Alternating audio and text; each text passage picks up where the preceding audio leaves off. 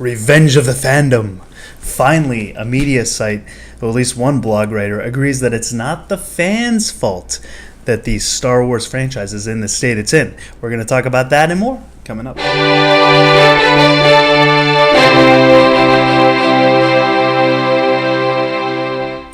Well, after all the media backlash against the fans over the current state of the Star Wars franchise, there appears a beacon of light, a lighthouse out amongst the sea, shining beyond the waves. And this comes from flickeringmyth.com. And this, the title pretty much says it all. The most disappointing, blaming Star Wars fans for Disney's failures. And already, I'm intrigued. And it says the Star Wars franchise is FUBAR. And if you don't know what that means, it's effed up beyond all reason. Or effed up beyond all recognition. Either would work. It's interchangeable. But it says one of the biggest problems right now is coming not from the fans but the filmmakers. Rian Johnson continues to poke the bear by trolling fans on social media. A terrible idea. That was my little bit. I added a terrible idea. That's not, that was not part of the article, although I think that's what the article is trying to say. Then this week, Boba Fett filmmaker, I think it was this week, James Mangold comes out and says that the fan reaction could lead to Star Wars films being directed by hacks. Some might argue that they already are, or at least, one certain movie may have been.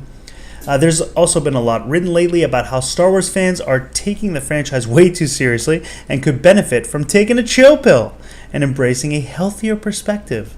This is a nice way of saying, hey, a-holes, get a life. Although he didn't say a-holes, he said the A-word. I never cared for the idea of blaming fans when things are going poorly. Yes, there are fans that are absolutely toxic, the ones who harass actors and scream belligerently about having their childhoods raped. These are not the ones to be taken seriously and don't represent the vast majority of fans who simply didn't like The Last Jedi and didn't turn out for Solo. It's an easy way of labeling the detractors into a group.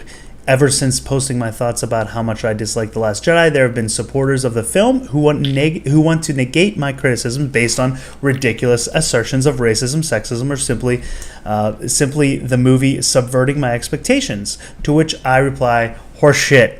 And I've said this same exact thing. It's just nice to see that there's actually an article now, on a mainstream or, on a site that gets a lot of traffic. It's not mainstream, I guess, but it's a site that gets a lot of traffic, who agree to, things that the majority of fans who are not sexist and racist and, who are just saying this movie was poorly written, there were bad choices, the characters didn't respect what had come before. That's all we're saying, And it's nice to have an article finally agreeing to this. Hearing filmmakers throw any blame towards the fans makes me cringe. It makes me cringe as well. I didn't think the embarrassment Disney was dealing with could get any more embarrassing. I was wrong. Fans aren't to blame for the poor state of the Star Wars franchise. This is a mess created by a studio that planned poorly and executed haphazardly. Like with the troubled productions of Rogue One and Solo, the whole thing reminds me of a quote from 30 Rock. Quote, "You made a bad decision and bought something you didn't understand. Like when I bought tickets for Black Swan." I'm not sure this is him saying this. I totally agree with everything he's been saying, by the way. I'm not sure if Disney fully understood what they had bought. It wasn't just the franchise, but it was the fans that came with it.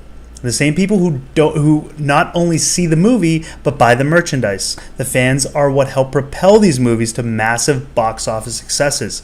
To hear the creative people behind the scenes whine about the fans, it feels like they don't understand the franchise. And I have said this in countless videos as well.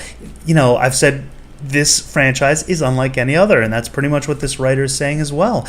I don't think they really understood what they had, and they tried to rush things. They didn't come up with a full plan of where this trilogy was going to go. I can't help draw parallels between Disney's Star Wars and the DC Extended Universe. Another franchise that's found itself dealing with the extreme fan polarization after questionable creative choices. Batman vs. Superman, Dawn of Justice, and Suicide Squad were films met with massive amounts of criticism from fans. There were those who didn't care for Zack Snyder's vision of the classic characters. Like Solo, Justice League was an absolute disaster of a production, with massive reshoots and another director being brought in to try to recalibrate fan expectations. I don't recall anyone from Warner Brothers lashing out at fans or being part of the problem. The problems were all the product of poor choices by the studio, mostly trying to push things forward too quickly without a plan. Sound familiar? The fans aren't the problem, and putting any percentage of blame on the fans is ridiculous. Disney is still very capable of fixing all this, but they need their creative people to stop talking, or at least stop talking about the controversial aspects and have them focus on coming up with cool stuff down the pipeline. Disney, keep your creatives focused on the future, not the furor. There's nothing to be won by analyzing past mistakes and miring in the muck that has been created from poor planning. I find this blame the fans campaign currently being perpetrated by a number of people to be kind of gross and woefully misplaced. And that, my friends, is disappointing. He goes on to make a few more points, and it's an excellent article. It's really true. To blame the fans is crazy. You're providing a product.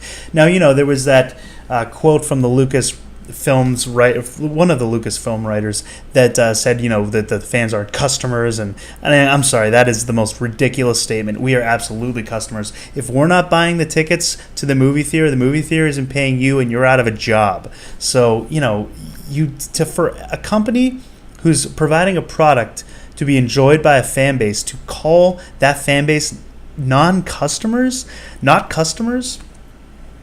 oh my God, it's beyond insane. I mean, this is the state of, Lucasfilm. So let me know what you guys think about this article. If there are other articles that you guys know of that have been, defending the fans and saying it's not the fan problem, it's more of the Lucasfilm and the creative problem or the lack of vision problem, then link those down below. I'd love to read those as well. And if you like the videos, then give it a whole big thumbs up and subscribe to see more content. And until next time, lock the doors and hope they don't have blasters.